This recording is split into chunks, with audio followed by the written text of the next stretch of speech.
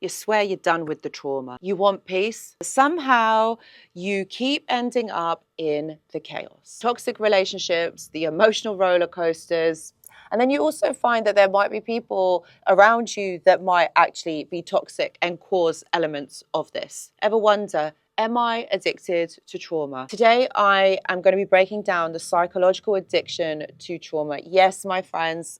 Yes, I know this is a thing, and I'm making this video so that you can finally break free. And if any of this resonates with you, this video is for you. Hello, my friends, and welcome back. I hope that you're all doing really well. So I really wanted to make this video, addicted to trauma. Like, I've looked through all the YouTube videos and I've not actually seen a video like this. And I thought this would be a great way to kind of, for you to understand exactly what trauma is, how it looks like, but from a psychological perspective. And the thing is, I know that not in so many words, but a lot of you have kind of asked, is this trauma-based? Is this a trauma bond? What is trauma? Because there are many examples of this, but sometimes it's really good to have specifics. And that's why, my friends, I really wanted to make this video, the addiction to trauma, because some of us can actually have this. And this happens when we have experienced trauma for a long time in our lives, and it does show up in different capacities. So that's why I just wanted to make this video so that you can kind of understand what's going on. Okay, so let's talk about trauma addiction and what it actually is. It's not about liking pain, although, you know, it is kind of like what the title suggests, but it's nothing to do about liking pain. It's about being neurologically wired to expect it. You see, that's the difference. When trauma becomes your baseline, you kind of expect it to happen because it keeps happening repeatedly in your life. So you're always kind of like on tenterhooks to kind of expect that it's going to happen again and again. And you are conditioned to function in survival mode. So it's kind of like this is your baseline response. This is who you are. You're always in constant fight or flight survival mode. And it feels normal. It's not destructive. It's not anything. It's kind of like the excitement and then the lows. This becomes, like I said, your baseline. This becomes normal to you. Think of it as an emotional dependency. You crave the rush, the validation, the intensity, even when it hurts you. So here are some signs that you are addicted to trauma. You confuse chaos with chemistry. So not so long ago, I actually did a reel about this, and I'm going to link it so you can watch it. And it was all about feeling the butterflies. And that's just it. Sometimes when you feel butterflies, you might feel like, oh my God, this is exciting. Perhaps when you are going maybe on a holiday, you're meeting a new person, you know, you might feel those butterflies in your stomach. And that is something that I want you to look out for.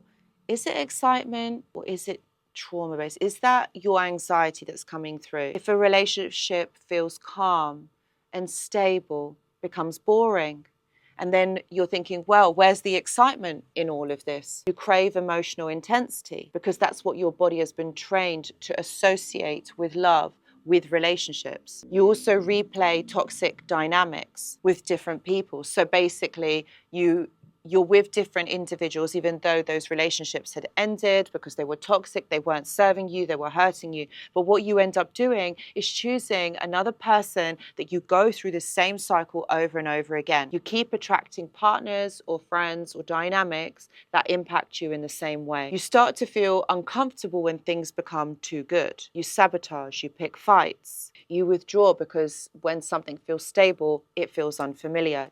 You don't know how to behave. You just think, oh, this is a bit weird. Maybe I don't want to be in this dynamic. And what happens is you end up bonding over pain, not peace. So you feel closer to people who are venting, who are angry, who have a lot of trouble in their life. You want to rescue them because you want to kind of suffer together. You'll find that there's lots of friends or perhaps maybe partners that you have been with or that you have around you that literally, yeah, you just want to suffer with them in the pain. And what happens also then, you start to stay in unhealthy relationships for way too long. You rationalize the pain. You say it's not that bad, it's going to go away, things are going to get better. So you make excuses because your boundaries are not high. Your boundaries are not even there in some cases. And you fear peace because pain is something that feels more familiar to you. So why do you keep going back? Well, you keep going back because the brain is predictive. The brain works in patterns. Behaviors work in patterns. Human behavior works in patterns. You choose familiar over unfamiliar. Familiar meaning the trauma, meaning the chaos. Unfamiliar, peace, healthy, love. You don't want that because it feels strange. It feels odd. It's not something that you're used to. And it is part of our human nature that we're always going to choose something that feels familiar. And this is what I was talking about. In childhood, perhaps maybe this is something that you had gone through, something that had been that pain had been familiar, or chaos or trauma had been familiar for you. So you're always going to choose that path. And until you do the healing, until you get the understanding, you're always going to have those types of people around you. If love was conditional, chaotic, abusive growing up, you're always going to choose those relational patterns to others. And what happens is that your inner child might still be wanting to win an ending or get closure over a certain situation, usually with a parent, perhaps even a sibling. I just want you to know that you're not broken. Your system is just repeating the same cycle. So how do you break free? What you have to do here is identify the trauma template. You have to see it for what it is. Ask, what emotional environment feels most familiar to you?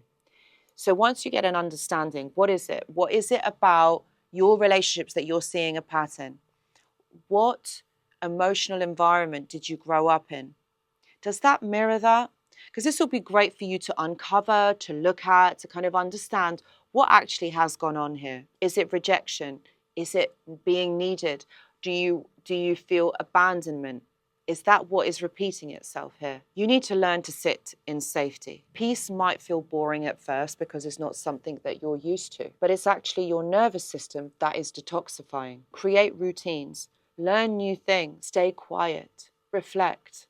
This is all about calming your nervous system and your adrenal systems too. They have been overstimulated over time with different people, with different situations. And I would say practice this daily. And I know for a lot of you, this is going to feel really uncomfortable because you've not done this before.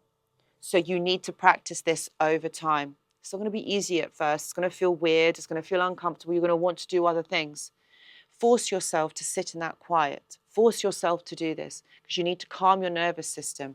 And there's other things that you can do, of course, like get out into nature, connect with people who feel safe. You also need to start building new emotional rewards. Replace emotional highs, chaos with connection. So you've got to do the opposite. Creativity, movement, truth-telling. All of those things that you are not used to doing, you need to start doing this. You need to start making this your reality. And this is what I mean. Sit in that silence. Think about it. Like, really reflect on this experience, all these experiences that you have had, and really think about it. What is it that I can do for me that is going to bring peace into my life? Inner child. Now, this is all about speaking to your inner child and making it feel safe so that you're not reliving the same story over and over again because it feels familiar. You are an adult now and you're safe and you can make decisions for you that work for you, that are congruent to you. And I would also say is get a support system, whether that's certain friends, certain family members.